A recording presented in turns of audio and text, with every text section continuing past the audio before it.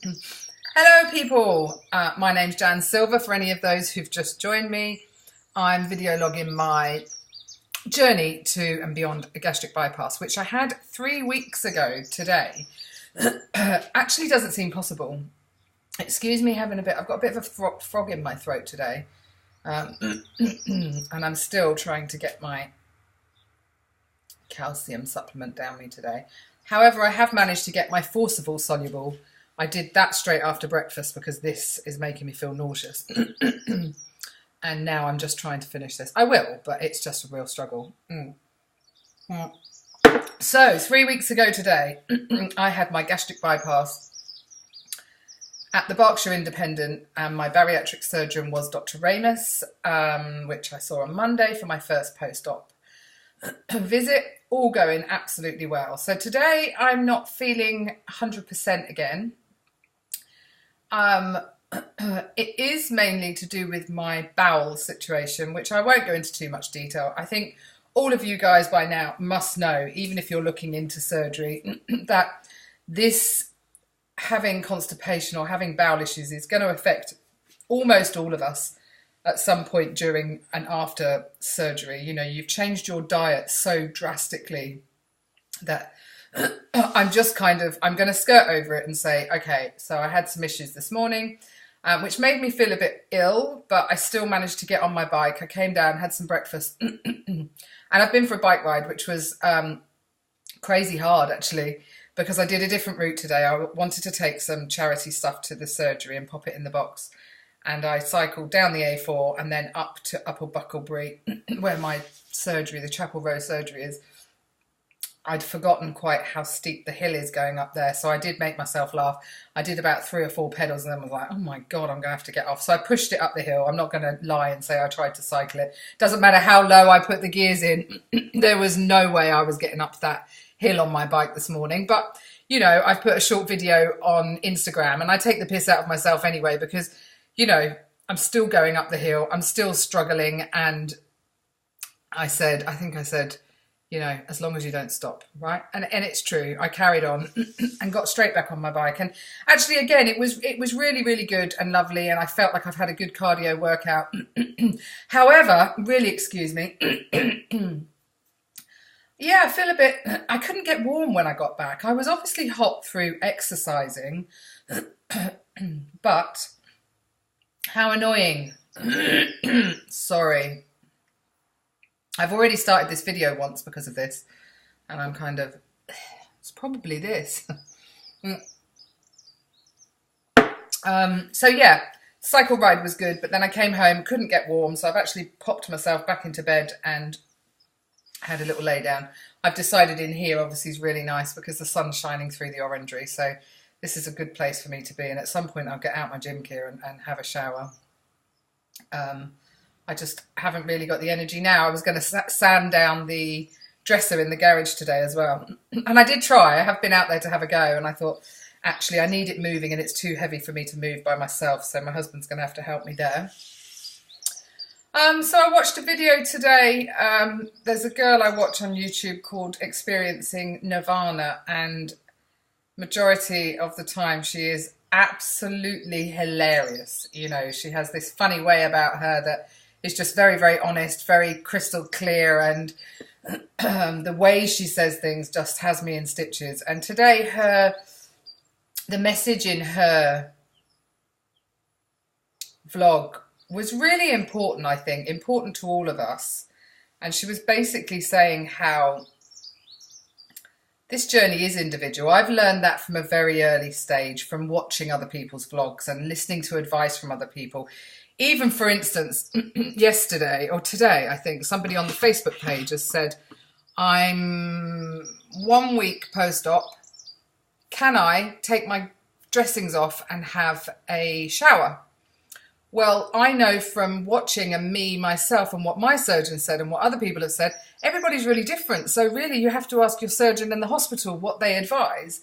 Mine was, I think I had to keep my dressings on for 5 days before I changed them. I could shower. I showered day one, you know, after I think I slept the first night. And the minute I got up in the morning, the next morning, I went and had a shower, even with the dressings on. I couldn't bear to feel dirty, but that's not the point. The point is, we all get different advice and different bits and pieces. So I learned very early on that that was the case, that this journey is very individual. As much as I'm vlogging about it for my own sake to be able to look back on, and to possibly help other people that I'm trying to make a decision and make the choice,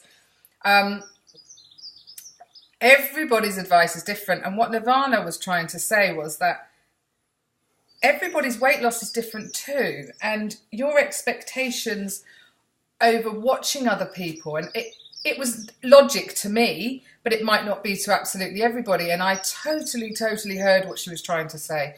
Don't set yourself up for unrealistic goals. You know, I mean, it's not something I did from the offset, to be honest. I didn't have a goal anyway. I just figured, because I know that this is my journey and mine alone, and people can walk with me on this journey, but they can't do it for me. This is predominantly about me. So, you know, I'm very aware of that. And I think other people get swept along with, like she said, watching other people's weight loss dropping off. And, you know, I think she was slightly offended by something somebody had said about how much she ate, which it is rude. And to me, that's common sense. You shouldn't. My motto in life, here you go. This excludes Lisa, by the way, because we've got a bit of a twisted humour and sarcasm. But I do believe if you've got nothing nice to say, don't say anything at all.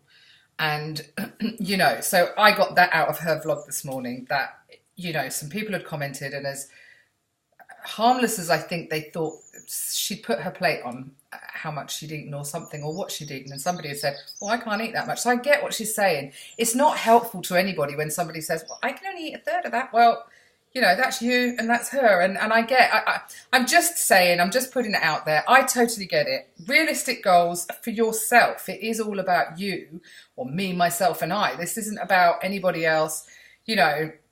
And I think the biggest other thing I got from her today was it doesn't matter how big she is, her husband adores her. And I'm really fortunate to have the same as well. My husband didn't push me to have this surgery. This was purely me. He just supported my decision if that's what I wanted to do. There was never any pressure from him or anything. He said, I love you, Jan, just as you are, big, small, indifferent. And I believe him.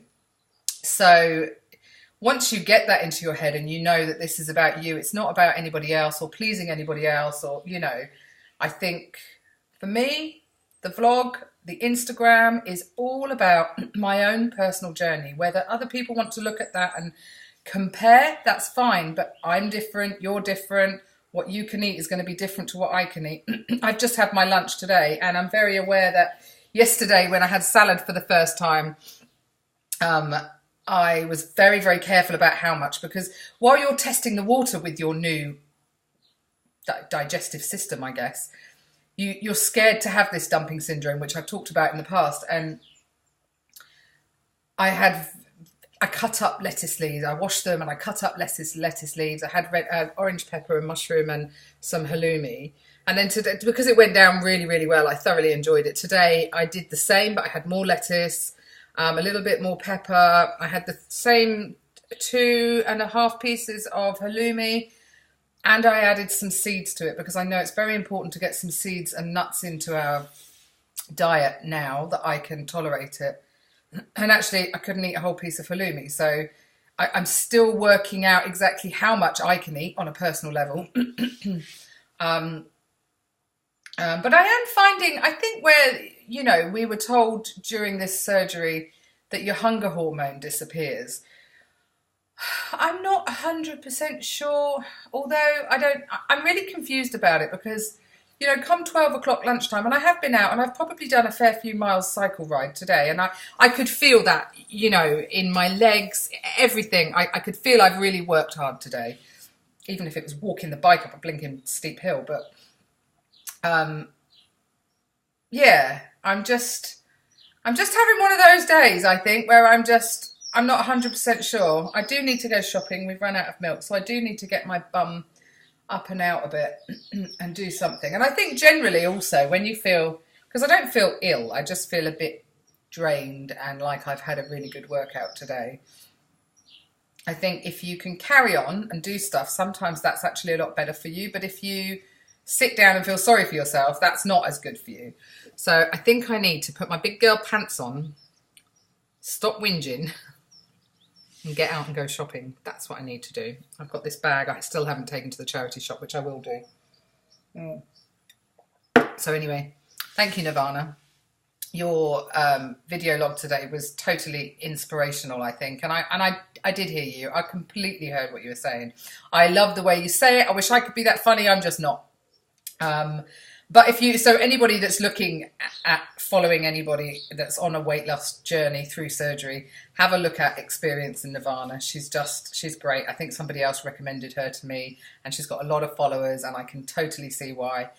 And people are just, you know, I suppose she's a bit of a magnet to go to, because she says it as it is. And I really, really appreciate that. And I hope I can be that honest.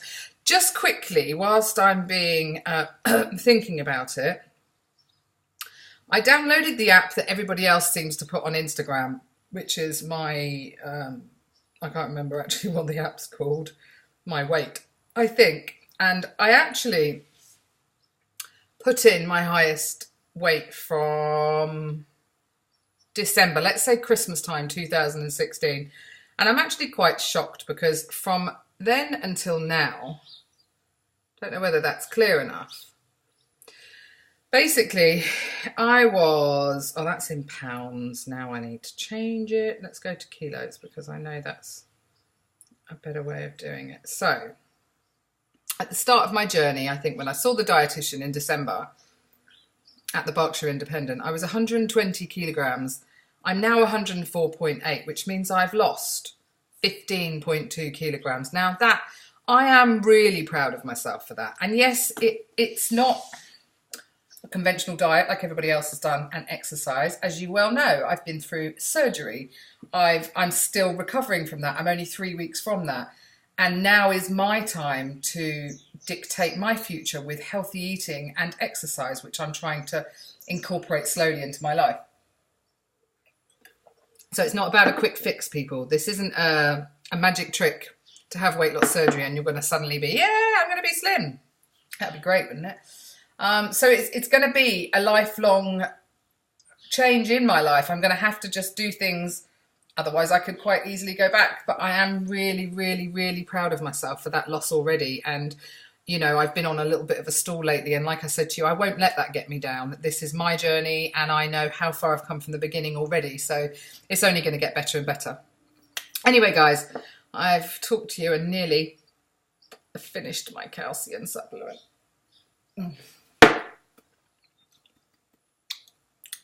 Yeah. This is me. If you haven't already, click like and subscribe. I'm on Instagram, looking on the lighter side of life. I look tired today, don't I? Spotty, tired. I need to go and freshen up and put some makeup on. That's what I need to do, and go shopping. So guys, until tomorrow. See you. Hope you all have a lovely day.